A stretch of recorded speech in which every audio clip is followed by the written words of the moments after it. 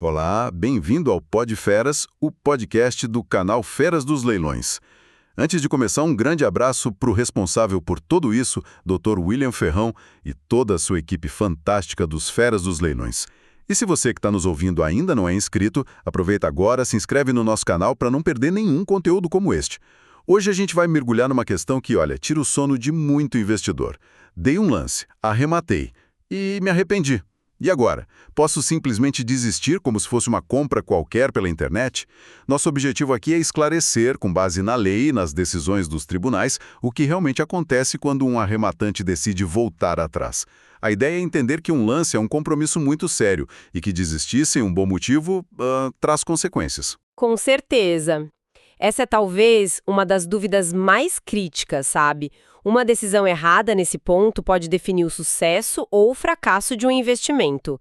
E o ponto principal aqui é que não vamos falar de achismos. O que conta é o que a legislação e a jurisprudência determinam. E, claro, o documento que rege todo o processo. O edital, ele é a peça-chave. Perfeito, então vamos direto ao ponto. Por que eu não posso simplesmente cancelar um lance? O que faz o mundo dos leilões ser tão diferente de uma compra online normal? A grande diferença está na natureza jurídica do ato. Um lance vencedor, a arrematação, não é uma simples oferta. É um ato que formaliza uma aquisição perante o Estado ou entidade vendedora. É um ato público, solene. Ah, entendi. Não é um contrato entre duas pessoas, é algo com fé pública envolvida. Exatamente. A desistência sem um motivo que a lei preveja é vista como um simples arrependimento. E é aí que as penalidades começam a aparecer. E todas elas, sem exceção, estão descritas lá nas cláusulas do edital. Ignorar o edital é o primeiro grande erro. Ok, então o arrependimento tem um preço e, pelo que eu já vi, um preço bem alto. Vamos detalhar esses custos. Digamos que alguém arrematou um imóvel e se arrependeu. Qual é a primeira conta que chega? A primeira e mais imediata é a perda da caução. A caução é aquele valor que o participante deposita só para poder dar lances, para provar que a proposta é séria. Se a pessoa desiste, esse valor é retido. Já vi casos de gente perdendo R$ 10.000 de caução assim, de uma vez. R$ 10.000 só para começar. E o leiloeiro? Ele trabalhou, conduziu o leilão, imagino que ele não vá ficar sem a comissão dele, certo? De jeito nenhum. Esse é o segundo custo direto. O trabalho do leiloeiro foi concluído com sucesso. O bem foi arrematado. Então, a comissão, que geralmente é de 5% sobre o valor da arrematação, é devida. Num imóvel de, digamos, R$ 400.000, estamos falando de R$ 20.000. R$ 20.000 de comissão. Então a pessoa paga a comissão, mas não fica com o imóvel. Exato. É um prejuízo enorme. Ela paga pelo serviço que levou à venda, mesmo que ela tenha desistido da compra. Uau! Então já estamos em potencialmente R$ 30.000 de prejuízo somando caução e comissão. E imagino que ainda tenha mais, a famosa multa, né? Sim, a multa compensatória. Essa é a terceira e geralmente a mais pesada das penalidades. Em leilões judiciais, é o juiz quem define.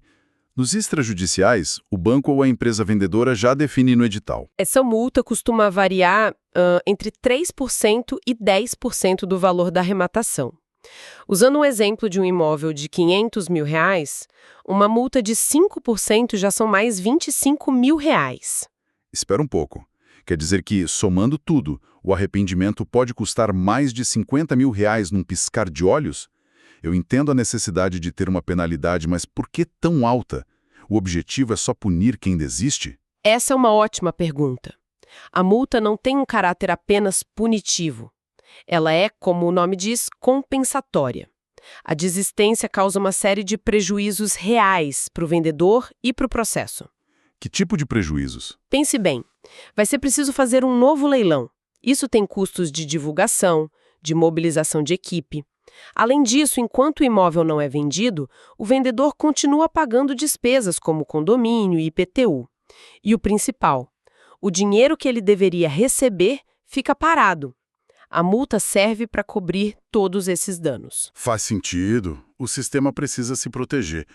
Então, além desse impacto financeiro todo, a desistência pode gerar uma dor de cabeça ainda maior, né?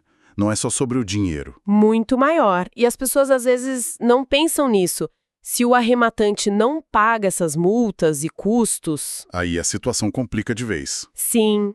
A primeira consequência extra é a inclusão do nome nos órgãos de proteção ao crédito, Serasa, SPC.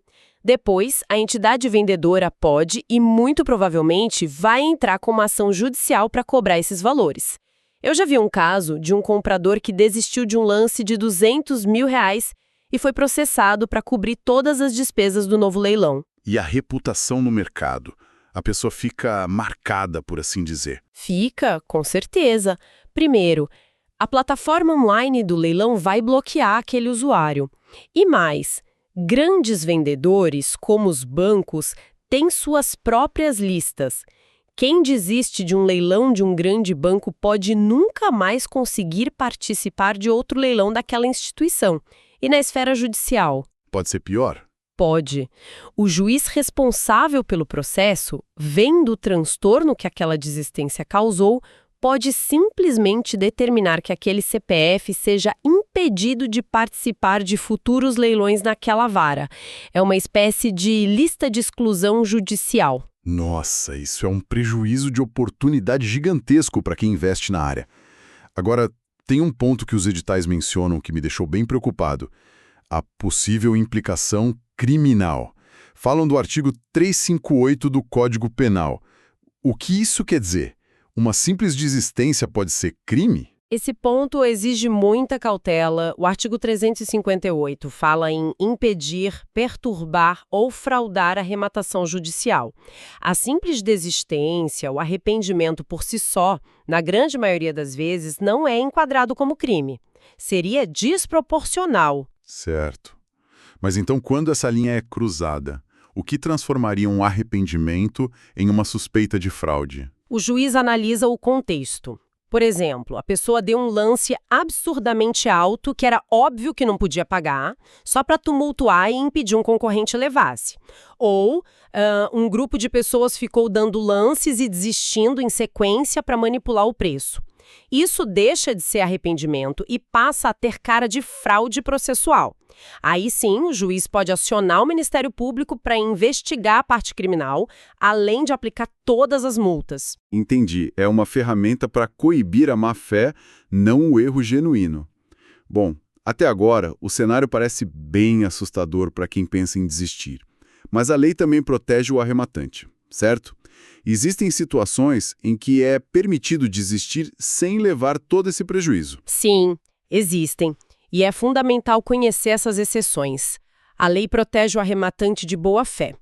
Basicamente, há duas grandes hipóteses em que a desistência é um direito, sem ônus nenhum. E qual seria a primeira? A primeira é a existência de um ônus real ou um gravame que não estava mencionado no edital. Traduzindo isso para nós, o que seria um gravame, na prática? Grande na documentação do imóvel que estava escondido, sabe?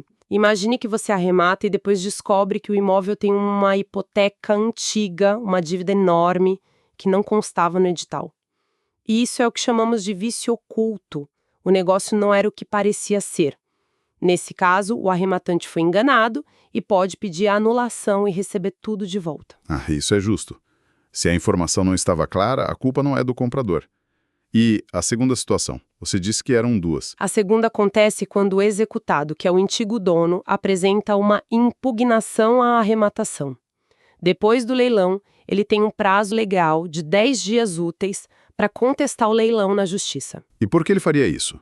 Quais os motivos mais comuns? Os motivos mais comuns são, por exemplo, ele alegar que não foi notificado corretamente sobre o leilão, ou que o imóvel foi avaliado por um preço muito baixo, um preço vil. Quando essa contestação aparece no processo, a lei dá uma escolha ao arrematante. Que escolha? Ele pode escolher esperar a decisão do juiz, o que pode demorar muito, ou pode simplesmente dizer: juiz, diante dessa insegurança, eu quero desistir da compra.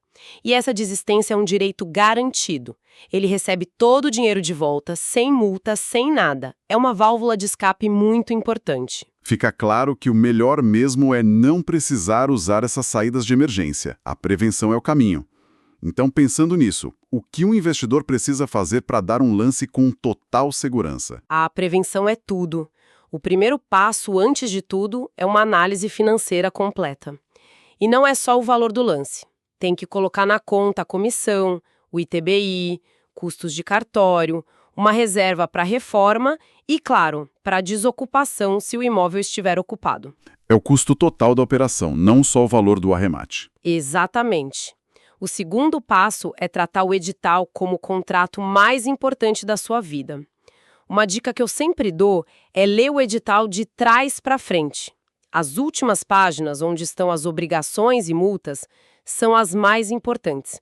É ali que moram os riscos. Boa dica. E além disso, pesquisar o imóvel, visitar? Com certeza. Visitar a região, se possível conversar com vizinhos, entender o valor de mercado.